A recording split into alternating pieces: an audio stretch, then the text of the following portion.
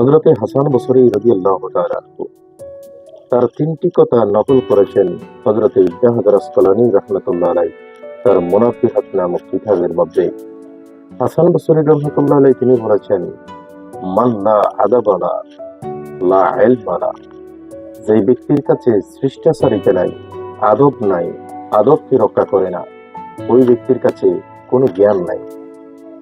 এবং দ্বিতীয় ব্যাপারে তিনি বলেছেন, মান লা সবরা লাহু, লা দীনা লাহু, যে ব্যক্তির কাছে ধৈর্য নাই সে ব্যক্তির কাছে দিন ধর্ম বলতে কিছুই নাই। এবং তৃতীয় নম্বরে তিনি বলেছেন, মাল্লা ওয়ারাহালা, লা জুলফালা, যে ব্যক্তির কাছে আল্লাহর তাকওয়া নাই ওই ব্যক্তি আল্লাহর নৈকট্য কখনো অর্জন করতে পারে না। আমরা হযরত হাসান বসরি রাহমাতুল্লাহ আলাইহির এই কথার বাস্তবায়ন আমরা দেখতে পাই।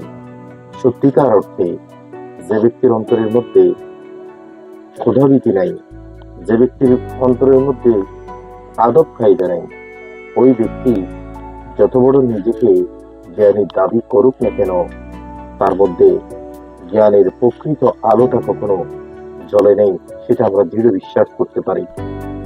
এবং যার কাছে ধৈর্য নেই, যিনি যে কোনো বিষয়ে অস্থির হয়ে যান, আপসেট হয়ে যান, উনি অনেক সময় এই ধৈর্য হারা হয়ে অনেক কথা বলে গেলেন, যে কথার কারণে তার ঈমান পর্যন্ত সরে যেতে পারে। এই কারণে তিনি বলেছেন, যার ধৈর্য নেই তার দিন ধর্ম নেই। এবং যার কাছে আল্লাহর ক্ষুধাভীতি নেই তিনি আল্লাহর কখনো নৈকট্য অর্জন করতে পারেন না। এই কারণে আল্লাহ সুবহানাহু ওয়া তাআলা কোরআনে পাকে ইরশাদ করেছেন, ইন্না আকরামাকুম ইনদাল্লাহি আতকাকুম, আল্লাহর কাছে ওই ব্যক্তি সবচেয়ে সম্মানিত, আল্লাহর কাছে ওই ব্যক্তি সবচেয়ে নৈকট্য প্রাপ্ত যার ভিতরে আল্লাহর ভয় আছে, আল্লাহর ভীতি আছে।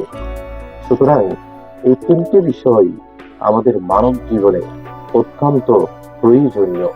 একটা হচ্ছে শিষ্টাচারিতা, দ্বিতীয় নম্বর ধৈর্য, তৃতীয় নম্বর আল্লাহ সুবহানাহু ওয়া তাআলাকে প্রতিটি কর্মে যদি আমরা ভয় করতে পারি, তাহলে আমাদের জীবনে সফলতা আসবে, সেটা আমরা অনেকটাই আশাবাদী।